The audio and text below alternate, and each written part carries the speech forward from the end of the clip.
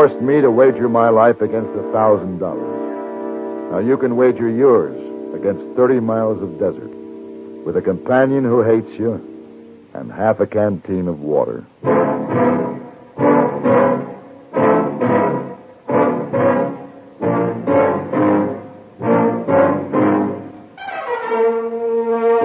Have Gun, Will Travel. Starring Mr. John Daner as Paladin. San Francisco, 1875. The Carlton Hotel, headquarters of the man called Paladin.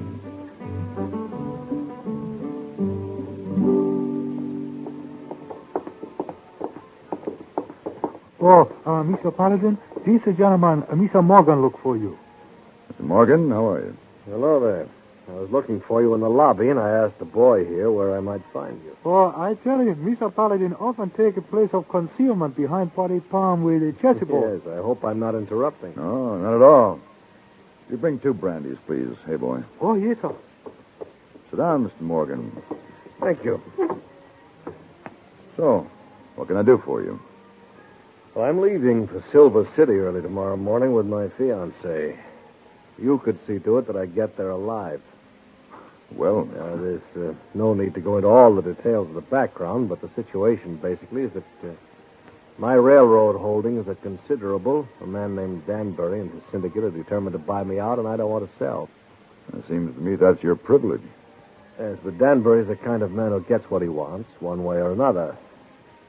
There have been attempts on my life recently. Mr. Danbury has peculiar business methods. I have narrowly escaped a bullet on 3 different occasions, Paladin. The latest this morning. 3 misses isn't a very good average. Perhaps they're just trying to frighten you into selling. That's what I thought the first 2 times, but not now. Will you accompany us to Silver City, Mr. Paladin? I'll pay whatever you ask. I'll be ready to leave at sunup.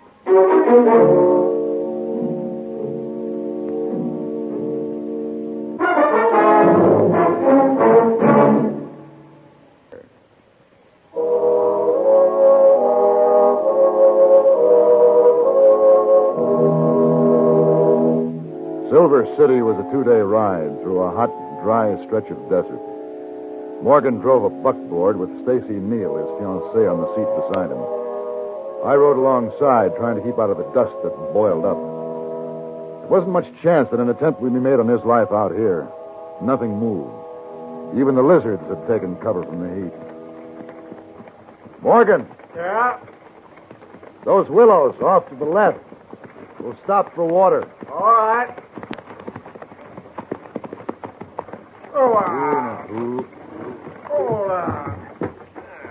Can I give you a hand, Miss Neal? Thank you.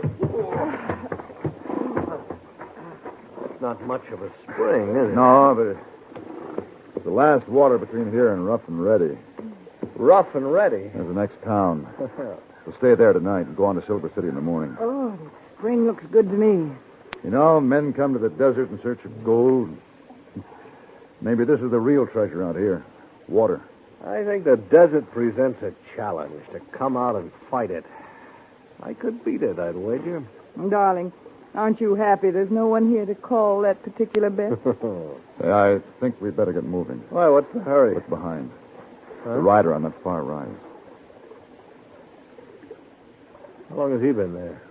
I noticed him just after we stopped. Suppose he's been following us? Maybe. Chances are he's just another traveler heading for this spring. I don't like it. Well, the town's straight ahead. After the horses are watered, the canteens are filled, you go on. What are you going to do? Double back. Do a little checking. I backtracked for some distance, then stopped by a sandstone bluff to wait for the man riding down the trail toward me. When he drew alongside, he reined in. Something I can do for you? Yeah. Just give me a little information, like who you are, where you're headed, and why. That's a lot of information to give out to a stranger. My name is Paladin. You're still a stranger to me. But I don't mind telling you, I'm Howard Gorman. I've heard of you and your gun. Well, now. 12 men, isn't it? Yes. Uh-huh. Come to think of it, maybe it's about time I started thinking about adding that lucky 13th. Oh? There's something about nosy people. I got the idea that maybe you were following us. Why'd I want to follow you? I'm not sure. But it's my business to find out. That's fine. I like to know you're tending to your business. But just stay out of mine. There's something about nosy people gets me riled.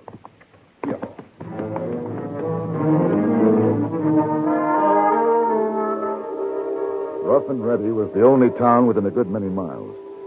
And it boasted just one hotel. So I wasn't too surprised to find Gorman in the dining room when we went in to dinner. He was sitting at a corner table, deep in conversation with a well-dressed man. He keeps looking over here. That's the man who was following us? Yes. His name is Howard Gorman. Oh. He certainly looks as if he knows how to handle those guns he's wearing. He does. He has quite a reputation as a Oh, gunman. Danbury hired him, I'm sure of it. Say, Morgan, do you know the man with him? No, never seen him before. Paladin, he's coming over here. Paladin? Stand up. Morgan, take Miss Neal and get out of the way. Well, I Do as I say. Come on, Stacy. Paladin? You're making a mistake, Gorman. You going to stand up? I'd rather finish my dinner. It's finished. You shouldn't do that to good food. Well? We'll have it your way.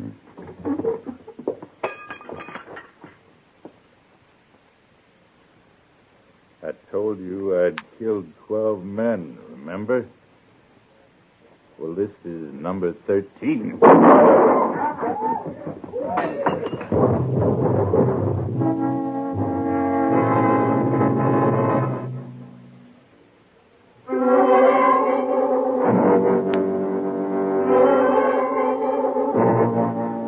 I'd been forced to kill a man, and I wasn't sure why. It was a fair fight. Gorman drew first. But somehow it didn't make any sense, and I didn't like it. Later, I went to the bar and ordered a bottle and a glass. Paladin. Oh, Morgan. Drink? Oh, no, thanks. Paladin, I think we should discuss a little business. What are you going to do, dear? Talk him out of his fee to cover your loss? Stacy. Now, Paladin, here is your pay in this envelope. Well, you're very generous, Mr. Morgan, but I haven't finished the job. How's that? Well, our arrangement was for Silver City. Oh, well, it doesn't matter now. It's ended. I don't understand. Gorman is dead. That is, there's no danger now. Morgan, if it had been Gorman shooting at you back there in San Francisco, he wouldn't have missed. No matter, Paladin. It's finished. Come along, Stacy. Not now.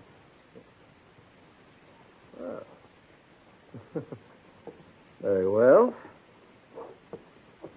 Oh, Stacy, don't bore Mr. Paladin. You know why I'm not going with him?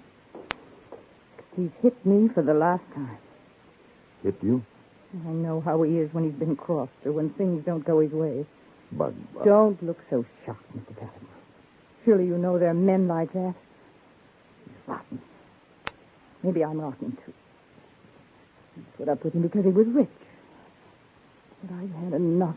Tonight was too much. tonight? Oh, you still don't understand, do you? I guess not.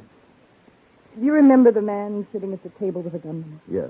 His name is Shawcross. He's Sid Morgan's business partner. Business partner. But Morgan said that I he didn't... know. He said he'd never seen him before. They're two of the same kind, those men, sporting gentlemen. It was a bet. A bet?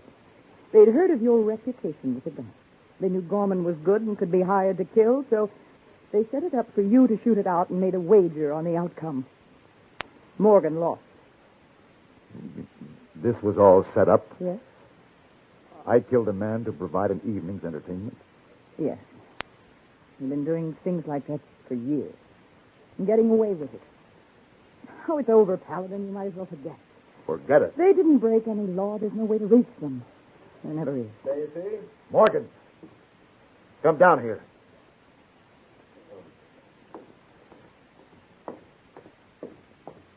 Yes? I was very interested in what Miss Neal had to say. Oh. He told you, huh? Well, you've no complaints, Paladin. You were well paid. Paid for what, Mr. Morgan? To kill a man for a sideshow? Well, I didn't realize you gunmen drew a fine line. Well, right now it might be a pleasure to kill. You're wearing a gun. Why don't you draw? I had no reason to draw against you, Paladin. Don't! Now you have a reason. I won't draw, Paladin. I won't give you the excuse to shoot me. There's no way, Paladin, unless you choose to commit a real murder.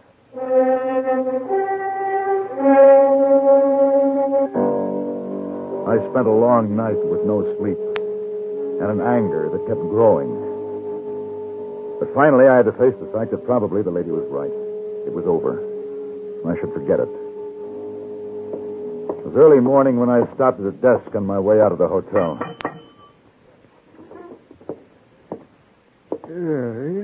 The lady, Miss Neal. Has she come down yet? Come down. Oh, yes, sir. All of them did. They left in a buckboard before dawn 2-3 hours ago. What do you mean, all of them? Well, lady and Mr. Morgan and Mr. Shawcross. They all left together? Yeah. Lady, poor little thing. Poor little thing. What do you mean? Yeah, she was crying. I kind of got the notion she'd no cotton to the idea of going alone. Have them bring my horse around. I have some riding to do.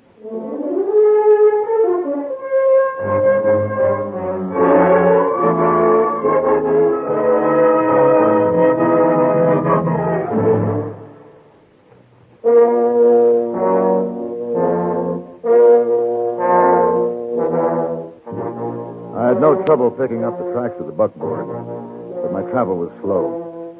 I wasn't quite sure what I was looking for until I found it. And then I realized I'd had a hunch that was correct. She was lying just off the trail. Stacy. Stacy. Here. Here's water for you. Yeah. Now take it easy. No, not too much now. Good. This was his way of getting even for what I told you. Yes, I realize that. It doesn't matter if I asked for it. Of course it matters. Stacy, you think you can stand up? Yes, I think so. Here, let me help you. A little wobbly, huh? You're wobbling. Where are we going? I'm going to help you on my horse. Then we're going to find Mr. Morgan and Mr. Shawcross. You'll never be able to catch up with No, me. not on the trail. But we can cut across the desert and head them off. You feel able to travel? Let's go. It was a hard ride. But when the buckboard came into the turn where the trail leveled off to border a dry lake, we were waiting. Stacy, stay back.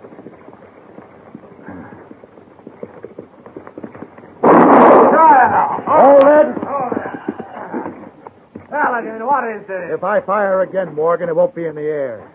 Now, don't be hasty, Mr. Paladin. Yes, Shawcross, I understand. This gun won a bet for you. Gives you some respect for it, huh? All right, get down. Now, Paladin, whatever it is... Get down. Throw your guns on the ground. Now, Paladin, wait now. You're a smart man. We have money, Paladin. We have lots of money. So I understand. I'm sure you're a reasonable man. Certainly, but I'm also curious. I'm curious as to just how far your money will go in protecting you. Let us go on to Silver City. You just name a price. Silver City? Yes. Yeah, I'll show you a shortcut. Oh? Silver City is due east, across this dry lake. 30 miles exactly, about a 3-day walk. You better get started. What? Are you insane? I told you, I'm curious. You left Stacy to take her chances with the desert with no water. Well, but Paladin... You're going to have better odds. I'll give you a canteen. This is murder. Oh, no. It's a wager. I made a bet with myself that 2 men carrying a canteen of water could walk 30 miles across this desert. You can't mean that. Oh, but I do. All right. You're going to force us to do this, Paladin? I am. Very well. In spite of what your intentions might be, we will consider it a challenge, Shawcross. All right. The canteen, Paladin. Here. Thank you. Let's just understand this much, Shawcross. We make it to nightfall before taking any water. Yes. The important thing is not to lose our heads. By all means. One thing, Paladin. You'll pay for this. Suppose you get started.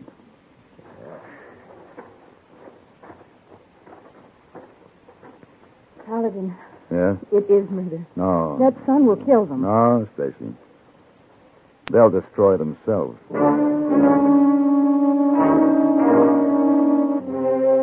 We watched the figures of the men grow small in the distance. Then I tied my horse on behind the buckboard, and we started out across the dry lake, driving slowly behind them, keeping them always in sight. Hours passed, and the sun beat down without mercy. And more hours passed. Their plan didn't seem to work. What's that? Saving the water, have you noticed? You can see them passing the canteen back and forth. Yes. Oh, Stacy. I don't belong here. Where? In the judgment seat. Nah, I'm going after them. I thought you would. Come on.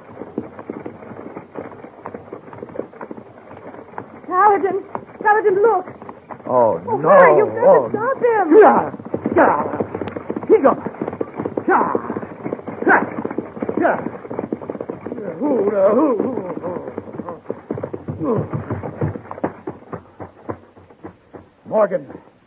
Morgan. He's dead. Yes. Yes, I killed him. Took 2 swallows of water. He was only supposed to take 1. I killed him with this rock. I guess you're not beyond the law this time, Morgan. 2 swallows. The agreement was 1. Come on.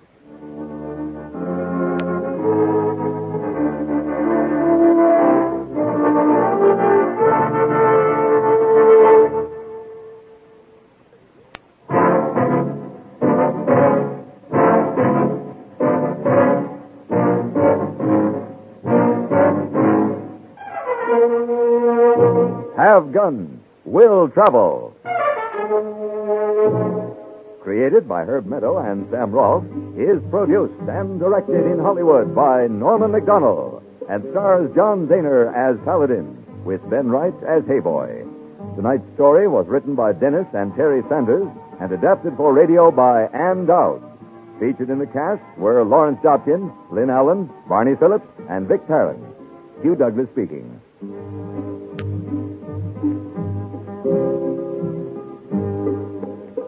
Join us again next week when CBS Radio presents Have Gun, Will Travel.